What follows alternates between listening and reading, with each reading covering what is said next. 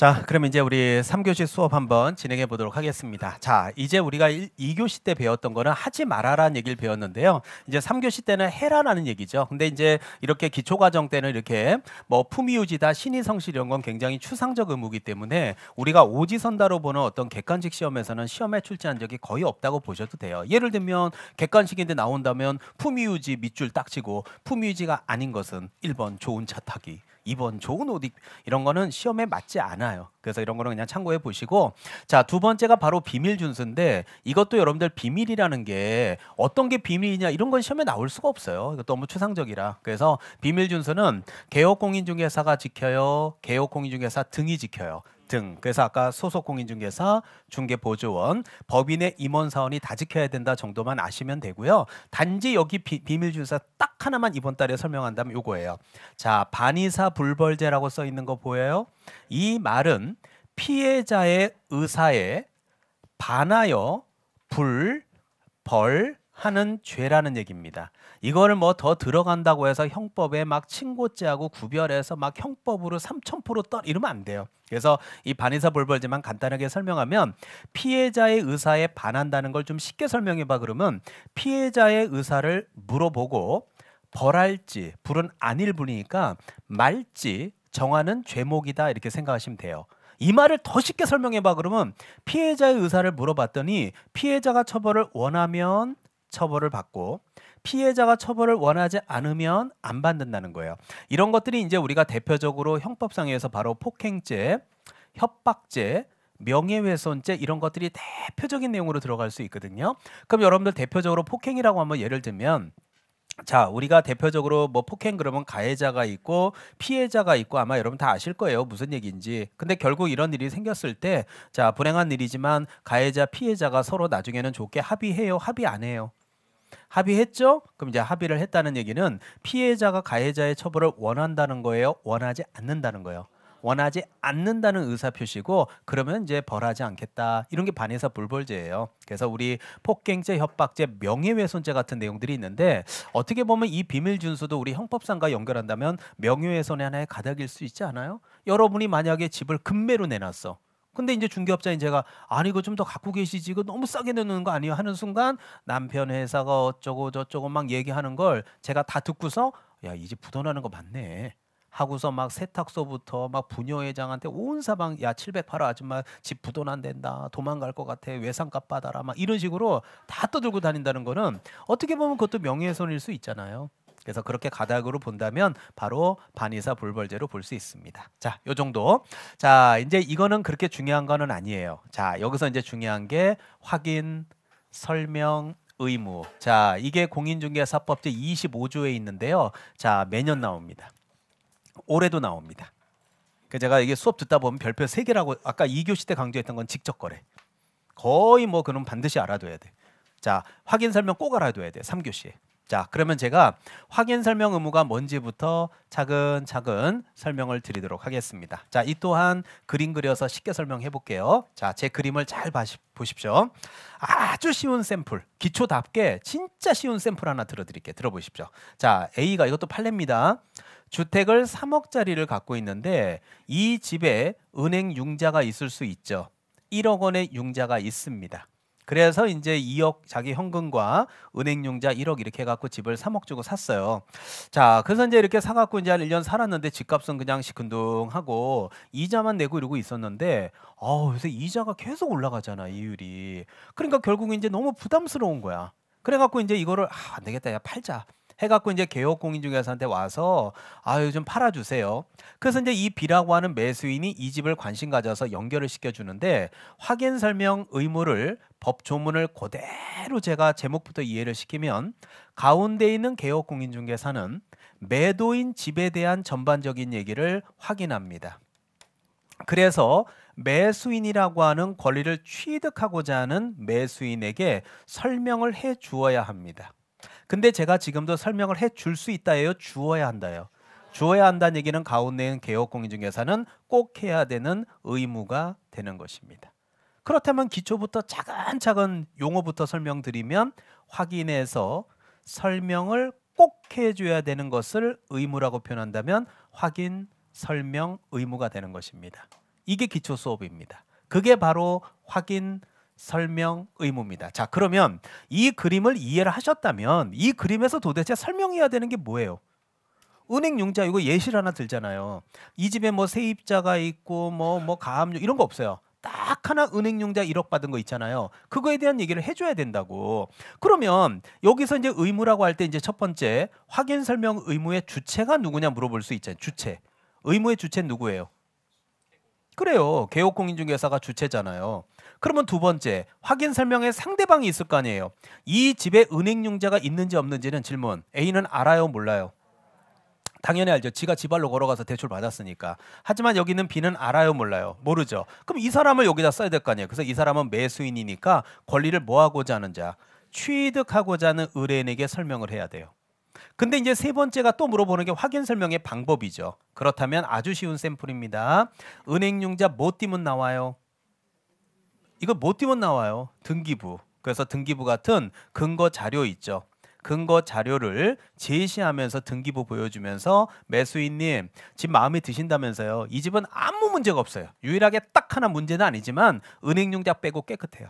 그래서 고객님이 이 은행융자를 승계하시고 2억을 건네든지 예를 들면 아니면 뭐 그냥 계약금 건네는 조건으로 말소시키고 그거 보내는 걸로 그렇게 해서 계약 추진하셔도 되고요.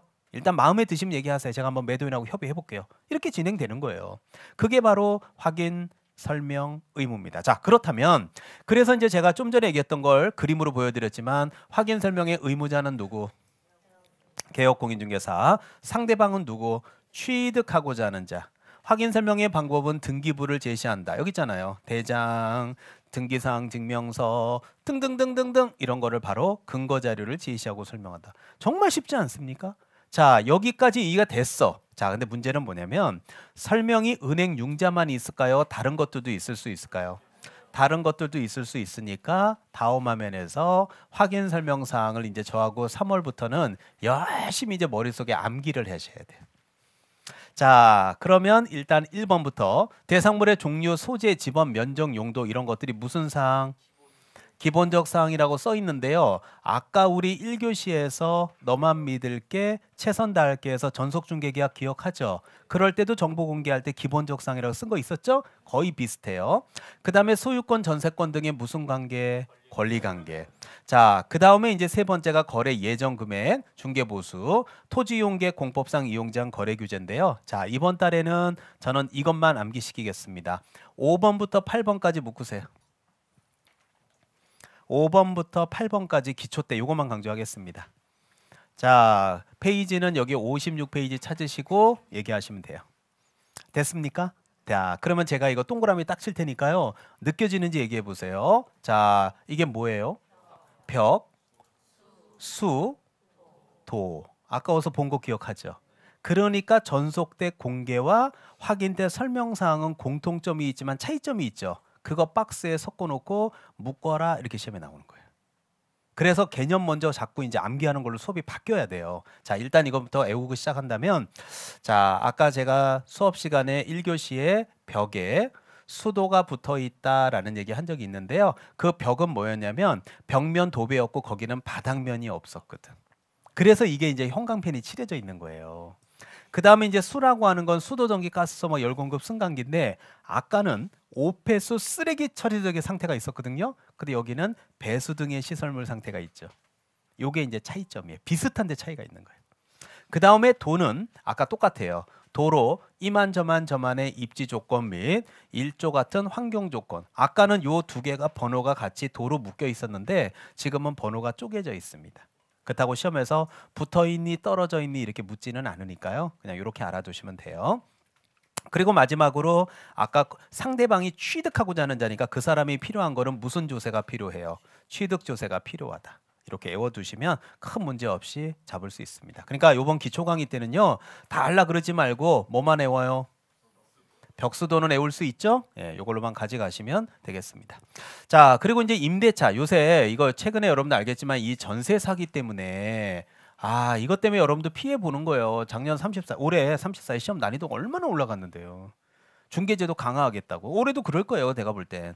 그래서 이제 세입자가 들어갈 때 다가구 주택 같은 경우에는 확정일자를 다른 세입자가 받았는지 안 받았는지 근데 중요한 건 뭐냐? 집주인이 세금 밀린 거는 모르잖아. 그러니까 국세, 지방세 밀려가지고 아예 세입자로 들어가는 몇 개월 만에 집이 경매로 넘어가는 경우가 생기거든요. 국세 체납으로. 그것까지 중개업자가 어떻게 확인해? 개인정보인데. 그래서 그런 것들도 확인할 수 있거든요. 그래서 그런 것들에 대한 얘기까지도 이제는 확인 설명의 내용에 들어간다. 특히 임대차일 때 그렇게 외워두시면 되겠습니다. 에듀윌 유료 회원만의 특별한 서비스.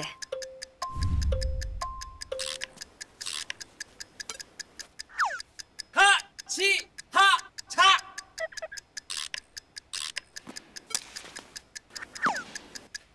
하치하차 정답!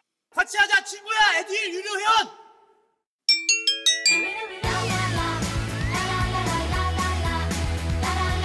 친구 소개하고 현금 받는 혜택.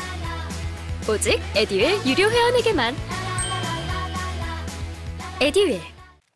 자, 뭐 나머지는 이렇게 보시면 되고요. 뭐 아까도 제가 서두에서 다 얘기해가지고요. 자, 여기 보시면 이거 서명 뭐예요?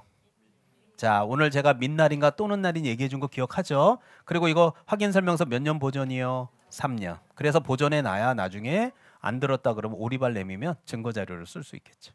아까 전속 중개 계약서도 3년이었어요. 자, 그렇게 알아두시면 되겠습니다.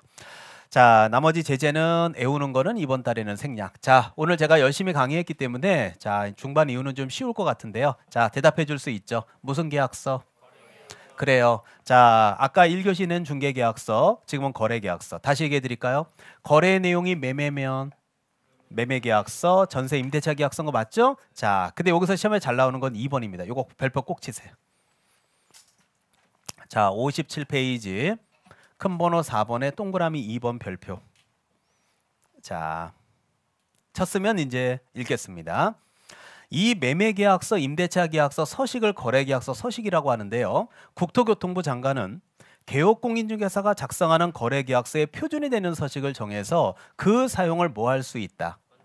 자, 이게요, 여러분들 첫 학기 때 꼭 공부하십시오. 이거 선배들 매번 막 여기서 화가 나고 막 짜증내는 분들 너무 많이 봤어요. 근데 이 권장할 수 있다라는 말은 무슨 말이냐면 잘 봐요.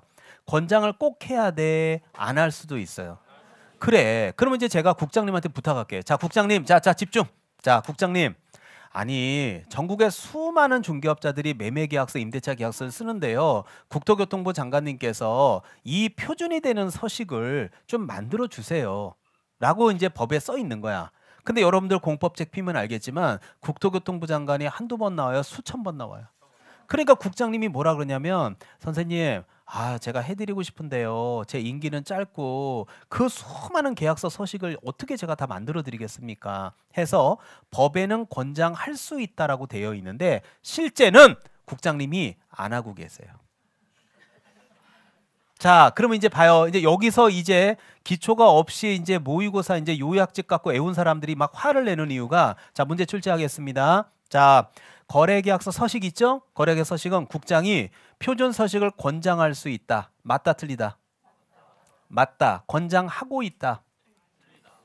틀리다. 안 하고 있다. 맞다. 안 하고 있다니까요. 왜? 벌써 짜증이 나요? 그냥 다시 얘기할게요. 법에 뭐라고 돼 있다고요? 할 수 있다. 근데 못 해주고 있다니까요. 공법책에 수천 번 나오니까 몸이 12개라도 모자란대요. 그래서 못 해주고 있다니까요. 이게 답이라니까. 그러니까 할 수 있다는 맞지만 하고 있다는 틀리는데 안 하고 있다는 맞다니까요.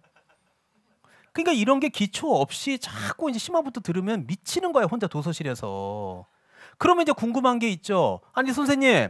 아니 그럼 권장 안 하고 있으면 선생님 저는 그동안 사무실에서 썼던 계약서는 뭡니까? 그럼 어디서 나온 겁니까? 할 수 있을 때 다음 화면이 나오는 거예요. 그래서 국장님이 뭐라고 정하고 있냐면 거래계약서에 무슨 기재사항? 이거를 시행령이라고 하는 대통령령에다가 정해놔. 그게 바로 9개야. 그래서 9개를 정해놓고 자 선생님, 네 국장님 저기요 제가 바빠서 못 해드리니까요. 요 중개업자분들한테 꼭 얘기해 주세요. 이 9개를 넣어서 쓰시라고 꼭 얘기해 주세요. 그러다 보니 이제 사무실들이 서식들이 전부 똑같지 않고 대동소이하지 않아요? 거의 비슷하지만 완전 똑같지는 않죠. 그래서 그 계약서에는 기억부터 지읒번까지가 들어가서 만든 일반적으로 시중에 통용되고 있는데 업체마다 약간씩 다른 거예요. 어떤 계약서는 매도인이 맨 위에 있고 매수인이, 어떤 계약서는 매도인 매수인이 맨 밑에 있을 수 있죠. 그러면 여기 봐봐요. 자, 제가 그거를 딱 얘기해 보면 기억이 뭐예요? 거래 당사자 인적사항, 매도인 매수인 이름 등등등등 인적사항만 들어가면 돼요. 맨 위에 있어야 돼. 상관없죠. 그럼 맨 밑에 있어도 되잖아. 그러니까 서식마다 약간씩 다른 거야. 하지만 들어가 있으면 되는 거거든. 그래서 이런 내용이야. 그러면 여러분들은 이제 상식적으로 봐요. 앞으로 자격증을 따서 매매계약서 써줄 사람이면 내가 전문 직업인으로서 그 안에 뭘 써야 되는지를 알아야 될 거 아니야. 그러면 이제 이 내용들을 1년 동안 열심히 공부해서 시험장 와서 티를 내래요. 그러면 티를 내야 되면 머릿속에 넣어야 돼, 안 넣어야 돼요? 넣어야 되는데 넣으라 그랬더니 맨날 집에서 거물, 개거, 물건, 개중구, 그게는 아닌가 봐. 그리고 막 물건, 개중구 그러고 왔다 갔다 하고 2주만 딱 지나면 생각이 안 나요. 어떻게 할까요? 이러면서 이제 모의고사나 다른 과목을 하면 결국은 지금 들을 때 이 쉬움이 점수로 끌어내기에는 힘들어요. 그럴 때 이제 강사인 제가 어떻게 이걸 머릿속에 넣어주는지 그거에 따라 이제 합격률이 달라지는데 그건 3월부터 진행하겠습니다. 대신에 맛배기로 보여줄 수는 있어요. 자, 강사인 제가 매일 밥 먹고 하는 게 저는 이거니까 외울 수 있지만 그렇게 외우는 이런 말도 안 되는 무식한 암기가 이게 얼마나 거물개거는 무슨 뜻이 있어? 거물이가 개걸스럽게 물건에 개중이를 해. 막 스토리 만들 이 말도 안 되는 스토리 이런 거 그런 거 하지 말고요. 도와드릴 수 있는데 자, 제가 하나만 여쭤보고 갈게요. 이응번이 형광펜 칠해져 있죠? 이게 진짜 제일 잘 나와. 한 번만 같이 읽어보자. 이응이 뭐예요? 중개대상물, 확인설명서, 교부일자. 자, 그럼 여기 봐봐요. 자, 그러면 제가 3월 달에 할 거 핵심 강의 때 할 거 제가 미리 맛배기로 좀 보여드릴 테니까 단계별로 기대하십시오. 자, 여러분이 원하는 건 점수지 임선정이 강의 열심히 안 하나 뭐 지도감독하러 일주마다 오는 거 아니거든요. 자, 강사인 절 믿고 왔어. 어떻게 하든지 선생님 저희들 좀 붙여주세요. 한다면 거물, 개거, 물건, 개중구 말고 자, 제가 계약서를 한번 만들어 볼게. 자, 계약서를 만드는데 자, 이 매매 계약서입니다. 자, 거래 금액은 제가 10억으로 하겠습니다. 자, 서울특별시 강남구 역삼동 뭐 예를 들어서 롯데캐슬 105동 708호 대충 짓거릴게요. 자, 10억으로 했으니까 5월 1일, 6월 1일, 7월 1일 계약금 1억, 중도금 4억, 잔금 5억으로 할게요. 그리고 여기 박스 안에 조건 기한 같은 거 있을 수 있죠. 그 다음에 뭐 예를 들어서 뭐 약정 같은 거 있을 수 있잖아요. 보일러를 수리해준다 등등. 그 다음에 여기 매도인 이름 쓰고 주민번호 핸드폰 번호 도장 꽝, 매수인 이름 쓰고 주민번호 핸드폰 도장 꽝 찍어. 지금 제 계약서를 한번 대충 짓거려봤는데 이걸 보고 어때요? 아주 허접한 계약서 아니에요? 지금 제가 말하는 이렇게 이제 이미지로 제가 여러분한테 이미지 연상법으로 머릿속에다 다 넣어드릴 거예요. 이제 제가 해드릴 작업이. 그러니까 3월 달에 와서 용어부터 해봐 나 처음 왔어 이런 비율을 못 맞춰. 그래서 그때 이 암기법을 하기 위해서는 기초 수업을 꼭 들어서 거래계약서와 중개계약서 먼저는 11월, 12월에 끝내야 되는 거예요, 공부를. 그래서 기초를 꼭 들어야 돼. 자, 한번 제가 암기 안 하고도 도와드려 볼게요. 이게 무슨 계약서예요? 매매계약서 맞아요? 자, 매매계약서를 딱 보는가? 이게 바로 여기 있죠. 권리 뭐예요? 이전 내용이지. 자, 이건 뭐예요? 이게 10억이 아니에요. 10억이지. 10억은 잘 얘기해봐요. 거래금액, 거래 예정금액. 거래금액. 아까 우리 1교시 때 거래 예정금액이 있었지. 어디? 일반이나 전속 중개계약에서는 팔아주세요. 알겠습니다. 그럼 매수인이 그대로 찍진 않잖아 도장을. 거기는 예정금액이었지. 근데 여기는 지금 도장 찍어요 안 찍어요? 찍는데 누가 여기다 예정금액을 적어? 도장 찍으면 끝났는데. 거기다 계약금이 1억을 건네놓고 나중에 며칠 있다가 아유 한 3천만 더 빼주면 안 돼요? 아니 끝났는데 무슨 3천을 또 빼? 계약서 썼는데 이제. 그러니까 이거는 거래금액이지. 그래서 이런 걸 예정금액이 이해가 안 된다는 거는 오늘 수업을 정말 잘못 듣고 있는 거야. 자, 그 다음에 여기 봐봐요. 서울특별시 강남구 역삼동 롯데캐슬 105동 708호 썼죠? 됐어요? 이게 뭐예요? 뭘 뭐야? 물건의 표시지. 지금 애워지잖아요 지금 이게. 이해돼요? 자, 그 다음에 여기 5월 1일이 뭐예요? 뭘 뭐야? 계약일이지. 여기 있잖아요. 계약일. 계약일 있잖아요. 계약일. 그 다음에 여기 7월 1일이 뭐예요? 잔금이죠. 그럼 잔금이면 돈 다 받은 거예요? 안 받은 거예요? 돈 다 받았으면 집 비워줘요? 안 비워줘요? 비워주지. 그게 뭐야? 물건을 인도해 주는 날이지. 돈 다 받았으면 집 비워줘야 될 거 아니에요. 자, 그 다음에 여기 뭐예요 이거? 조건기한. 그 조건기한 있으면 적으면 되잖아요. 조건기한. 그 다음에 여기 뭐예요? 약정이에요 아니에요? 약정. 그래 약정. 여기서 있으면 적으면 되잖아요. 그 다음에 자 매도인 매수인을 퉁치면 뭐라고 불러요? 거래 당사자, 주민번호, 핸드폰 번호, 집 주소, 인적사. 여기 있잖아. 거래 당사자에서. 이렇게 외우면 되거든. 그래서 막 밑도 끝도 없는 앞글자보다 이 그림을 그려갖고 자꾸 반복할 거고요. 그래서 제가 지금도 만들고 있는 그림 암기법 책이라는 게 있어요. 그래서 요번에 이제 또 만화 사파가 다른 분으로 바꿔가지고 올해 출판부하고 지난주에 또 미팅했는데 올해 선배들도 이 책 가지고 많이 암기시켜서 합격시켰어요. 여러분도 그렇게 하려고 업데이트 버전 지금 준비하고 있어요. 기대하십시오. 자, 그러면 여기서 유일하게 딱 하나 임선정이가 그림 그린 거에 안 나오는 게 이응번이죠. 이응번이 뭐예요? 요거 빼고 읽을게요. 확인 설명서 교부 일자인데 이게 안 나와 있는 것 같지만 사실은 여기 나와 있어요. 보세요. 5월 1일이 계약일이 아니에요. 계약서 쓸 때 그날 확인 설명서 같이 써주잖아. 그래서 5월 1일은 어떻게 보면 확인 설명서 교부 일자일 수도 있는 거야. 이해 가죠?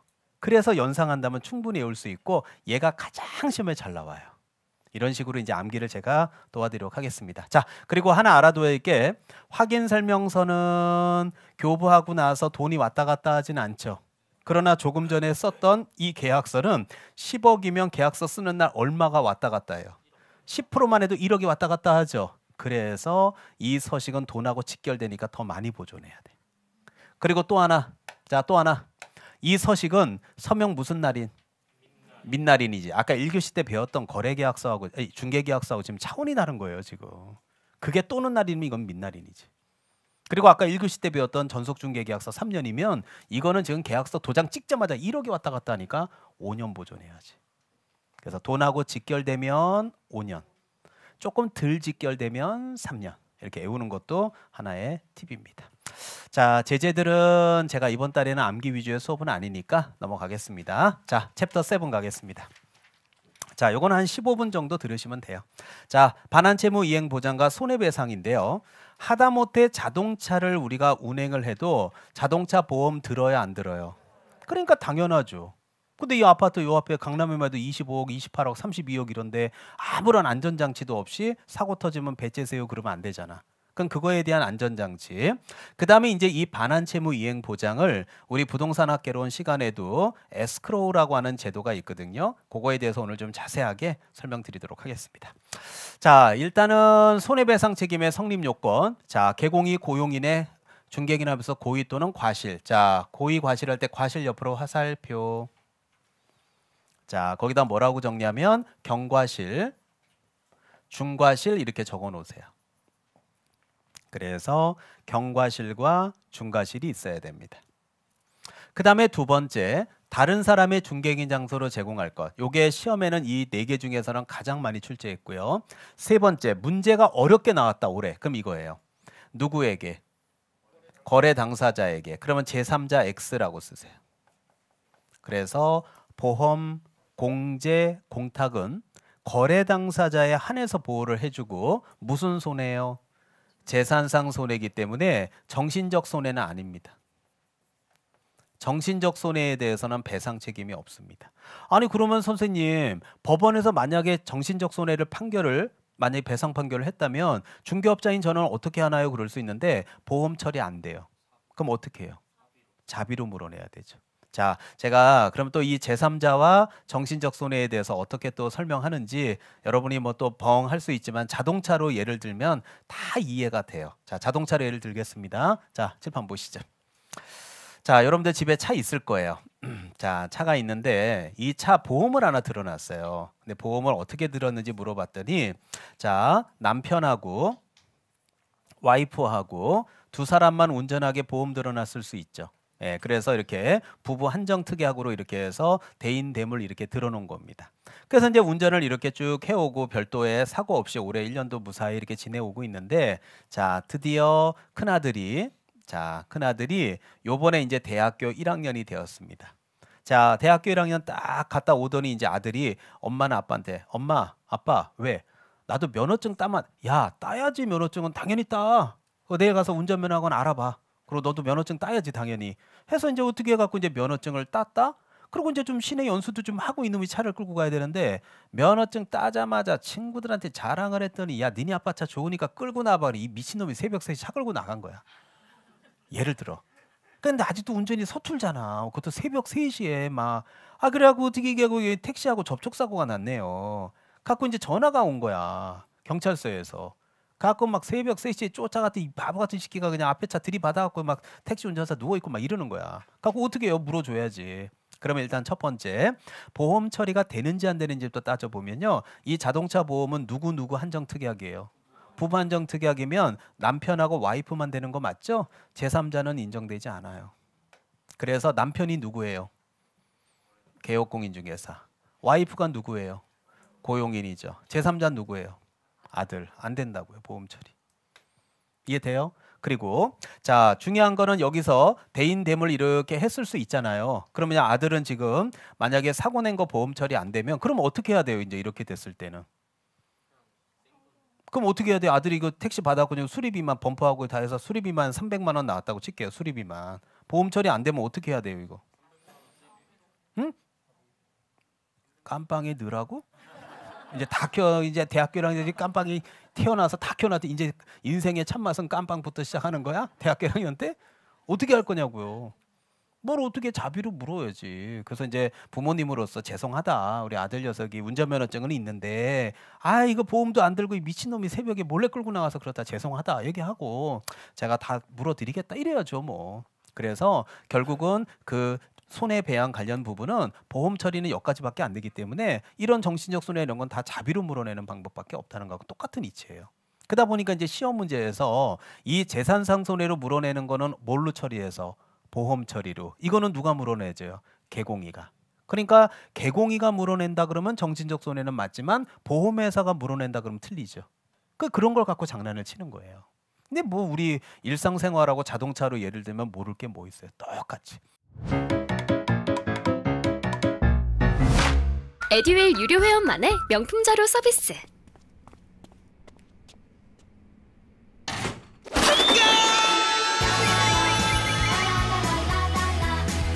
고퀄리티 명품 자료의 혜택. 오직 에듀윌 유료 회원에게만. 에듀윌. 자, 그리고 이제 업무 보증은 업무를 시작하기 전에 들어야 되는 거 맞고요.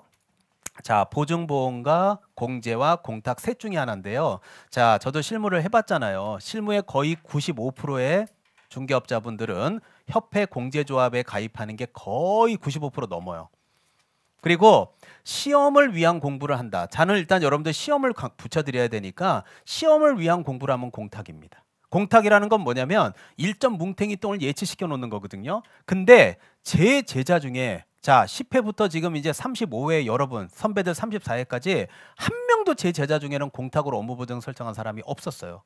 왜 공탁은 한 명도 없느냐? 자, 다음 화면 보시죠.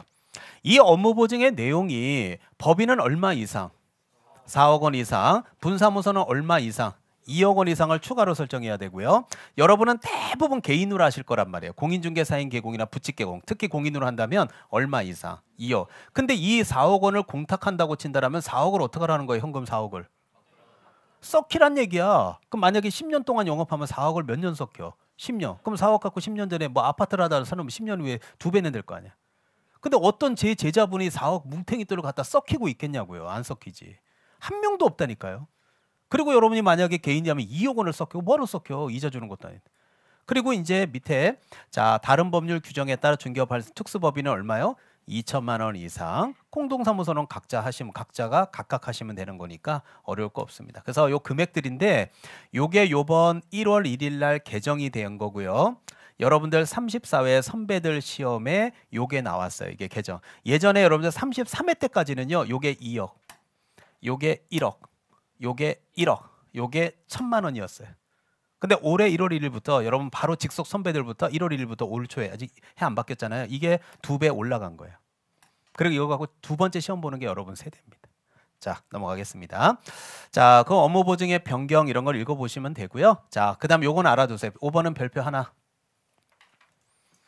자, 공탁금 회수 제한 별표 하나. 자, 공탁금은 아까 여러분이 공인중개사인 개공이로 영업하시게 되면 몇 년간은 자 회수 제한된다는 얘기예요. 자, 여기 써 있잖아요. 몇 년간 회수 제한돼요? 3년이죠. 자, 그러면 왜 3년간은 회수를 제한하게 하는지 예시를 하나 들어드릴게요. 자, 이 앞에 보면 어디부터? 폐업 사망. 근데 사망으로 예를 드는 건 좀 그러니까 폐업으로 예시를 하나 제가 들어드릴게요. 자, 기초 때 한번 들어보십시오.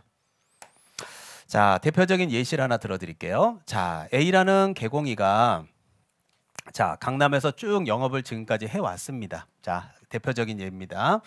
근데 여기서 이제 그 중개를 하나 한 게 있는데 그게 뭐 이제 계약 과정에서는 큰 문제가 없었는데요. 계약 이후에 이제 뭐 좀 이게 막 틀어지기 시작하더니 이만저만 해서 개공이도 이제 약간의 과실이 있는 것처럼 지금 몰아가게 되어 있는 상황이에요. 그래서 여기서 이제 사고가 만약에 터졌다 그럴 수 있는 거예요. 그러면 이 사람이 만약에 공인중개사인 개공이라고 가정한다라면 2억이라는 돈을 공탁했어요, 공탁 안 했어요?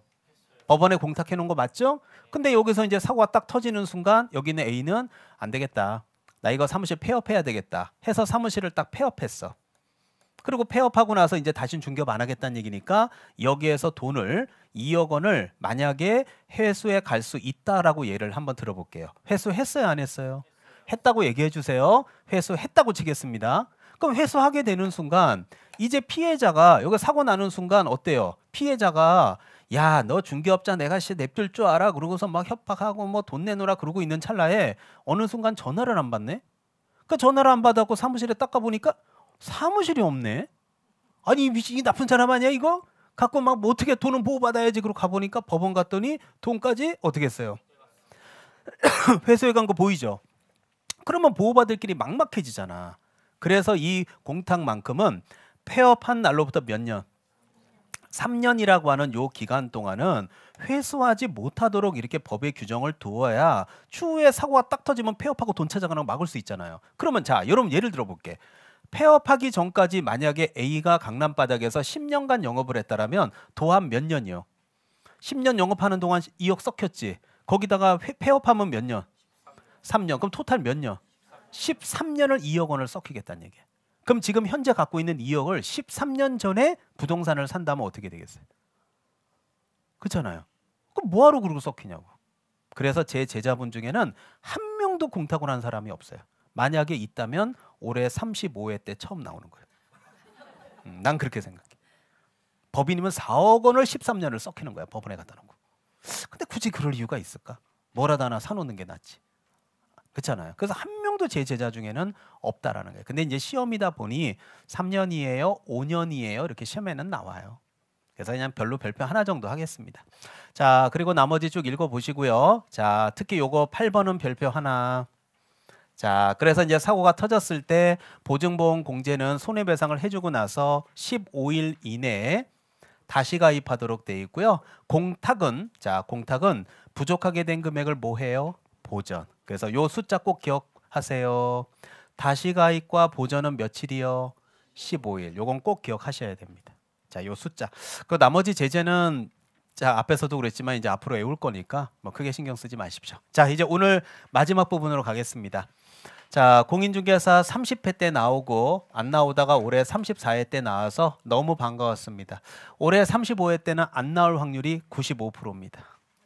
나올 확률 5% 예상합니다.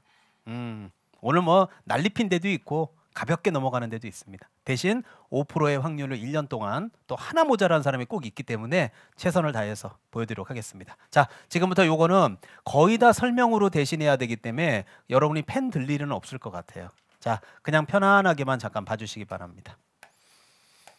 자, 읽겠습니다. 개업공인중개사는 거래 안전을 보장하기 위해서 필요하다고 인정하는 경우에는 계약의 이행이 완료될 때까지 계약금, 중도금 또는 잔금을 개업공인중개사 또는 대통령령이 정하는 자의 명의로, 자, 그러면 대통령령이 뭔지 기다리세요. 명의로 금융기관의 금, 공제사업하는 자 할 때 공, 신탁업자 할 때 신 등등등등에 예치할 수 있도록 당사자에게 자, 맨 끝에 법 조문이 뭐라고 되어 있나 요거만 한번 같이 읽어주세요. 시작.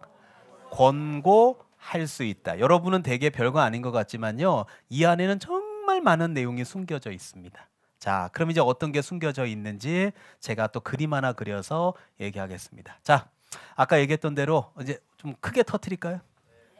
뭐 한 100억대? 크게 해요? 네, 알겠습니다. 자, 그만 하품하고 저 좀 보세요. 막 지루해요. 자, 알겠습니다. 자, 사고 한번 크게 터뜨릴게요. 자, 알겠습니다. 자, A가 이렇게 건물을 갖고 있다고 치겠습니다. 자, 100억짜리 할까요, 그냥?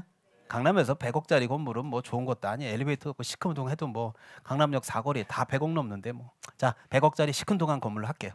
자, 그래서 이제 이 100억짜리 건물을 C라는 개공이한테 찾아와서 팔아달라고 부탁을 했고요. 그래서 이제 개공이가 알겠습니다 해서 이제 의뢰받아 놓은 상황입니다. 그런 상황에서 여기 이제 B라는 매수인하고 관계해서 이렇게 이만저만해서 이제 드디어 매매 계약을 써줍니다. 그래서 이제 오늘 여러분이 저한테 배운 내용을 총망라한다면 얘는 얘한테 무슨 설명을 해요? 확인 설명을 해야 되고, 그 다음에 얘가 이 건물을 왜 파는지를 듣게 되면 무슨 준수를 지켜야 돼요? 비밀 준수를 지켜야 되고, 그 다음에 얘가 이렇게 매매 계약서 써주는 건 뭘? 거래 계약서를 작성하게 되는 거고, 얘가 얘한테 와서 딱 건물 좀 팔아주세요. 알겠습니다. 그럼 이거는 무슨 계약? 중개 계약이 되는 거고, 일반이든 전속. 오늘 배운 게 다 들어가 있잖아, 이 안에. 그래서 이제 매매 계약서 내용을 봤더니, 자, 매매 계약서에 그냥 100억이라고 하고요. 자, 그래서 5월 1일, 6월 1일, 7월 1일만 할게요. 계약금 10억. 됐나요? 중도금 40억. 잔금 50억. 보통 이제 우리 중도금은 꼭 그런 건 아닌데 실무적으로 있잖아요. 30에서 40% 정도를 보통 중도금으로 보고요. 계약금은 또 법적으로 무조건 10%여야 하는 건 아니에요. 5%만 해도 돼. 근데 보통 관행상 10% 하니까 제가 10억 그린 겁니다. 꼭 10% 안 해도 돼요. 자, 그러면 이제 사고 터뜨리겠습니다. 자, 여기 있는 B가 A한테 자 5월 1일 날 계약금 얼마 건넸어요? 10억 건넸습니까? 자, 그러면 A는 100억짜리 건물을 10억 원을 받고서 명의 넘겨요? 안 넘겨요? 아, 여러분 같으면 넘기겠어? 100억짜리 건물에 10억 주면 임사장 앞으로 명의 넘겨주겠냐고. 안 넘기잖아요. 그러니까 결국은 이제 명의는 안 넘기지만 계약은 됐다라는 증표입니다. 자, 이 상태에서 드디어 6월 1일이 되었습니다. 중도금 40억이 건네지게 됩니다. 그러면 토탈 얼마 건네진 거예요? 50억이면 절대 적은 돈이 아니잖아요. 50억이 건네졌습니다. 그 순간 이제 이렇게 10억과 40억이 건넨 상태에서 바로 동그라미 2번 A가 갑이라는 친구한테 이 건물을 자 매매를 합니다. 90억에 급매로. 그래서 여기다가 매매 계약서를 쓰고 등기까지 다 넘겨요. 90억에. 이해 갑니까? 이거를 민법으로 배우면 이중매매라고 배우는 겁니다. 그래서 제가 첫 시간 때 그랬잖아요. 민법하고 2차 과목은 뗄래야 뗄 수가 없다. 근데 학계로는 하나도 안 나와요. 자, 그럼 여러분들 원칙적으로 얘기하세요. 이중매매 있죠. 자, 원칙만 얘기합시다. 이중매매를 혹시 민법 시간에 배우셨다면 이중매매는 유효, 무효? 예? 유효입니다. 자, 그래서 이제 매매 계약을 딱 체결한 겁니다. 자, 6월 1일과 7월 1일 사이에서 이직거리 했다 이렇게 생각하고 계세요. 자, 이제 드디어 몇 월 며칠이 다가와요. 응? 7월 1일이 다가오는 거 맞아요? 자, 그래서 7월 1일 다가오는 찰나에 이만저만해서 연락을 한번 드렸어요. 잔금 걸리려고. 그랬더니 없는 번호래요. 그러자 중개업자분한테 연락해요, 안 해요? 했어요. 자기가 연락해 보겠대요. 받아요. 없는 번호예요. 느낌이 쏴합니다. 그래서 이상하다 싶어갖고 등기부를 띄워보니까 명의가 일로 넘어가 있습니다. 봐, 굳어지잖아. 자, 얼굴 표정이. 자, 명의가 넘어가 있습니다. 자, 그럼 명의가 넘어가는 순간 자, 이제 질문 좀 해볼게요. 자, 이건 이중매매예요? 아니에요? 이중매매는 원칙적으로 뭐예요? 유효가 되죠. 유효를 잘 기억하시고요. 그래서 여기 있는 B가 등기부 띄어서 이제 갑한테 가갖고 야, 내 건물 돌리도 뭔 소리야? 나는 5월 1일 날 계약서를 쓴 사람이야. 당신은 여기 6월하고 7월 1일 사이 여기서 계약서를 썼잖아. 찬물도 위아래가 있고 이거 내가 이기는 거 아니야? 이럴 수 있거든요. 근데 이게 있잖아요, 여러분들. 민법 시간에 나중에 여러분 이제 물권법을 지금 배웠는지 모르겠지만 얘가 지금 갑이라고 하는 사람이 지금 등기까지 갖고 왔다는 건 이건 물권행위예요. 하지만 여기 있는 A하고 B하고 이렇게 매매계약서 쓴 거 있죠? 그건 채권행위다. 그러면 여러분 민법을 좀만 배웠다면 물권과 채권이 경합하면 누가 이겨요? 물권. 그래서 얘가 이기는 거야, 갑이. 그래서 이중매매는 유효가 되는 거야. 그 말은 결국 B가 여기 있는 갑한테 내 건물 돌리도 라고 얘기할 수 있는 거야, 없는 거야? 없지. 그럼 여기 있는 갑이 뭐라 그래요? 뭔 소리라고 앉아있냐고. 내가 왜 돌려주냐고. B, 무슨 소리냐고. 내가 먼저 샀다고. 갑, B한테 물권이 채권이 이긴다고. B, 물권은 처음 듣는다고. 물권이 뭐냐고. 내가 무슨 소리도 모르는다 했는데 내가 먼저 샀 내 거라고. 그럼 알아보고 오시라고 변호사 사무실 가서 하는 순간 얘가 이겨요. 그러면 얘는 핸드폰 끄고 도망갔지. 얘한테는 못 이긴다는 거는 민법 표현을 빌린다면 대항할 수 없는 거예요. 그러면 이제 얘는 지금 얼마가 날라가? 50억이 날라가게 생겼어요. 하여튼 어느 놈이든 잡히면 뒤지는 거예요. 지금 눈앞에 한 사람이 보여요. 잘 봐봐. 지금 눈앞에 한 놈이 어슬렁거리고 있어. 누가 지금 보여? 지금 그림 잘 봐봐. 눈 뜨고. 개공이 나중에 뭐가 될 건데요? 개공이 보조원이 된다고. 자, 그럼 어떻게 할까요 이제? 그러게요. 어떻게 해야 할까요? 선생님 이거 공부가 문제가 아닌데요. 또 이제 글 뜨겠지 인터넷에. 그러니까 그럼 그래. 그럼 여기 있는 B가 개공에 대. 여보세요, 개공인님. 아니 매도인 당신이 소개시켜주지 않았나고? 당신 책임져야 되지. 왜 당신 나한테 그런 소리 하냐고. 그럼 여기 있는 개공이는 알았다 50억 정도 주겠다 그러겠어요? 아니 여보세요. 아니 이 사람이 갖고 도망간 걸 내가 어떻게 그걸 알아서 돈을 어떡하라는 거예요 나보고. 내가 어떻게 그걸 알아요? 사람이 그렇게 생긴 나도 모르지. 그럼 B. 아니 그럼 내가 뭐 50억을 손해보란 얘기예요 지금? C. 그럼 나보고 어떡하라는 얘기예요 지금? 이런 일이 생기는 거야. 이게 그림을 이거 보는 순간 와 세상에 이런 일도 있을까? 이게 이런 일이 있을 것 같아요. 수도 없이 있지. 민법 판례가 수두룩 빽까. 오늘 집에 가면서 네이버에다 이중 매매하고 쳐봐요. 네이버에다 어마어마하게 많은 사례들이 나와요. 판례까지. 혹언날 벌어지는 일이야. 그러면 결국은 여기 있는 B 입장에서는 어떻게 하든지 물고 늘어져야지. 근데 뭐 자격증을 빌려서 한다? 뒤진 거야. 냅둘 것 같아요? 50억이 날아가는데. 그래서 자격증 없이 실무는 안 해야 돼. 언젠가는 이런 일이 터지면 분명히 그거 실마리 잡아갖고 다 토해내야 돼 본 거. 자, 알겠습니다. 어차피 좀 막아요 이제 그냥.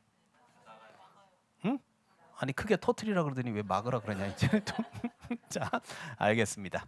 자, 막아 보겠습니다. 그래서 어려워할 거 없어요. 제가 이걸 가리고 쓸게요. 여러분들 우리 네이버에 중고나라 같은 데 가보면 이런 글들 많이 뜨지 않아요? 자, 대구에서 자 여기서 자전거도 비싼 거는 되게 비싸더라. 막 7, 800, 8, 900 하더라고요. 근데 이제 아들 녀석이 자전거를 하나 사달래요. 근데 300만 원짜리야. 학원 다닐 때 타고 다니겠다고. 근데 부모 입장에서 야 학생이 그거 학원 앞에다 300만 원짜리 세워놓으면 어떤 애가 가지가 그거 뭘 300짜리 사. 그냥 한 5, 60짜리 3, 40짜리 하나 사서 끌고 다녀. 아니래 엄마. 난 그걸 꼭 타야 학원을 갈 수가 있대.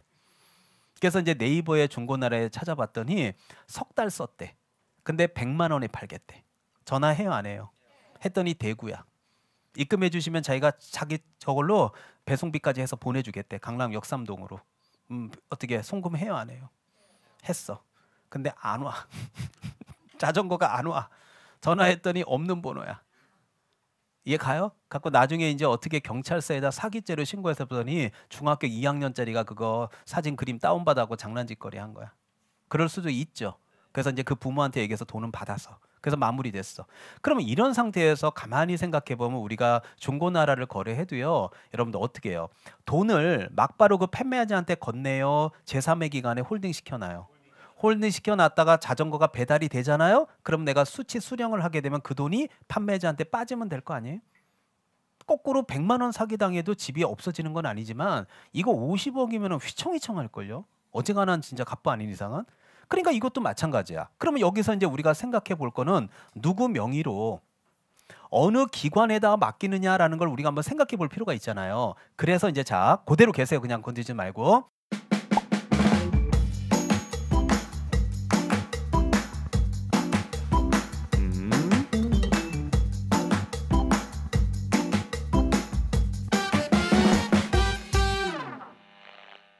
그래서 바로 예치 명의자가 개업공인중개사도 있고 플러스해서 자 나와 있는데 여기 예치 명의자 이게 요번 34회 시험에 나온 겁니다. 그래서 제가 이걸로 이제 34회 선배들하고 어떻게 도와드렸냐면 명의자부터 얘기할게요. 기간은 좀 이따 할게요. 자 은행, 보험회사, 신탁업자, 최신간서, 공제사업을 하는 자, 전문회사 요거를 제가 이니셜을 여기다 표현해 보게 되면 은보, 신채 그 다음에 공전인 거예요 아니에요? 맞죠? 갖고 이거를 이제 머릿속에 넣어주고 싶어갖고 유치하지만 이렇게 한번 해봤어요. 은하고 공자를 붙여 순서를 바꾼다는 얘기죠. 이해 가요? 자, 그 다음에 보자하고 전자하고를 순서를 바꿔 이렇게 순서를. 그럼 어떻게 해결이 돼요? 은공, 신체 그 다음에요. 보전이죠. 그래갖고 1년 동안 이제 선배들한테 이렇게 해서 합격시켰어요. 그래서 부모님에게 신체를 물려받은 건 후손으로서 은공이에요, 아니에요?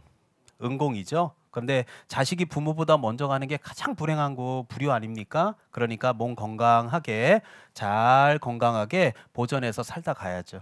그래서 부모보다 먼저 가면 안 되니까 은공, 신체, 보전 이렇게 애우는 겁니다.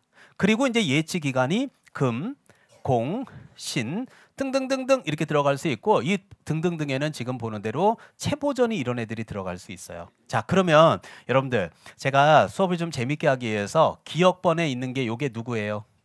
자, 여기 봐봐요. 자, 하나 예시를 들어줄게 재밌게. 자, 그럼 예치 명의자는 누가 될 수 있어요? 요거 하나만 얘기해요. 누구? 개공. 예치 기간은 금융기관. 그럼 요거 하나 갖고 다시 앞으로 갈게요. 누구 명의로? 개업공인 중에서 명의로 어디에다가? 금융기관에다 예치할 수 있는 거 맞죠? 자, 그럼 다시 앞으로 갑니다. 자, 그러면 이 그림이 어떻게 통용이 되는지 다시 한번 보여드릴게요. 자, 칠판 보세요. 그러면 이런 사고가 터지게 되면 비는 지금 얼마가 날아가요? 50억이 날아가는 거 맞죠? 그럼 여러분은 지금 제 수업을 듣고 있는 상태니까 아, 그렇구나. 이중매매는 유효구나. 그럼 나중에 여기는 비가 이거 손해볼 수도 있겠구나. 그럼 또 나한테 전화해서 얼마나 원망을 할까. 그래서 이제 이런 거를 이제 강남에서 계약을 할 때 개공이가 여기 B한테 얘기하세요. 저 매수인님, 네, 그 계약금 10억이 있잖아요. 아까 누구 명의로? 아까 지금 보고 왔잖아요. 누구 명의로? 개업공인중개사 명의로 어디에다가? 금융기관 애운 거 맞죠? 요거를 여기 활용을 해볼게요. 자, 그러자 여기는 C가 B한테 선생님 계약금 있잖아요. 네, 계약금 10억이요. 그거 얘한테 주지 마세요. 주지 마시고 제 명의로 맡아드릴게요. 제 명의로 제가 은행에다 맡아드릴게요. 라고 말을 한다면 여기 있는 B는요. 그동안 이 계약하기 전에 본인도 전세, 매매, 아파트도 사보고 했을 거 아니에요. 그러면 그 계약금을 개업공인중개사한테 보통 건네요? 매도인한테 건네? 매도인한테 건네는데 여기 있는 C가 B한테 뭐라 그래? 계약금을 자기한테 건네래. 그럼 여기 있는 B가 무슨 생각을 해요? 아주 이상한 사람이 저거. 그럴 때 이제 개공이는 한마디 더 해야죠. 중도금도 맡기시면 더욱 좋다고. 그 얘기를 해야지 지금. 그럼 여기 있는 B는요. 여기 있는 C한테 뭐라 그래요? 아니 여보세요. 말도 안 되는 소리야. 왜 중도금도 당신한테 맡기냐고. 당신 사기꾼 아니냐고. 그럴 거 아니에요. 그럼 여기 있는 개공이는 여기한테 뭐라 해요? 네가 이중매매를 알아? 자, 이러고 얘기를 해야죠. 그럼 여기 있는 B는 아니 이 사람 이상한 사람이네. 뭐 또 학원 다녀 이중매매 뭐 이상한 소리 삘삘하면서 뭐 자꾸 자기한테 맡기라고. 잔금은 안 맡겨도 돼요? 또 물어볼 거 아니야. 그럼 이 계약이 돼요? 안 돼? 안 되지.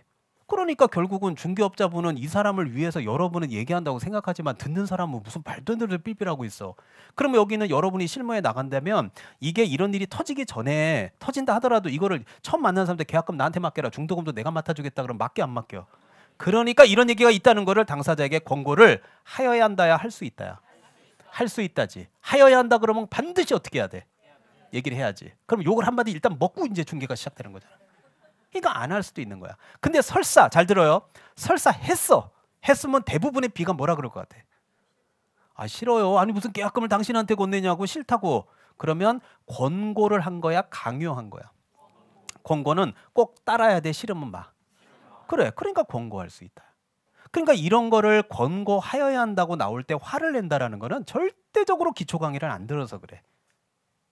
잘 생각을 해봐요. 이걸 하여야 한다 되면 어떤 일이 벌어지겠나 실무에서. 그러면 자 여기서 가장 큰 문제는 뭐였어요? 이 상황에서 왜 둘이 이렇게 트러블이 생겨? 내가 당신 뭘 보고 중개업자 당신 명의로 맡기냐 그럴 거 아니에요. 그러니까 이게 지금 문제가 되는 거 아니야 이거 개공이. 아니 C가 B한테 C 내 명의로 지금 50억을 맡아주겠다고 얘기한 거 아니에요. 그럼 여기는 B는 누구를 못 믿어? 개공이를 못 믿지. 그러니까 플러스해서 개공이만 있는 게 아니라 대통령령이 정하는 은공, 신체, 보존도 있는 거야. 그러면 자 여기서 은이 뭐예요? 은행 명의로 어디에다가? 금융기관. 은행이 금융기관 아니에요? 그러면 자 칠판. 그럼 이제 여기서 이제 가장 큰 문제가 뭐냐면 B가 C를 못 믿겠다는 거지. 그럼 C는 B한테 선생님 그러면 하나은행 명의로 하나은행에다 맡아둡시다. 그래서 나중에 잔금 건넬 때 하나은행에다 얘기해서 계약금 중도금 40억, 50억 해서 한 방에 싹 건네버립시다. 그러면 50억 건네는 날 하나은행에서 50억 빼서 싹 건네버리면 얼마 건네진 거예요? 100억. 그럼 한 방에 뭐 갖고 와? 등기 싹 갖고 오면 이직거래 할 시간 정리가 없잖아. 이렇게 될 수 있잖아요. 이해되죠? 그럼 결국 여기 있는 B는요. 하나은행은 믿어요. 그것도 사기꾼이에요. 응? 그래. 그러니까 바로 대통령령이 정하는 자를 두게 된 거야. 그러면서 이제 이해가 됐으면 앞으로 1년 동안 은공, 신체, 보전 이거를 이제 계속 해가야지. 그게 이제 기초의 힘이라고 생각하시면 돼요.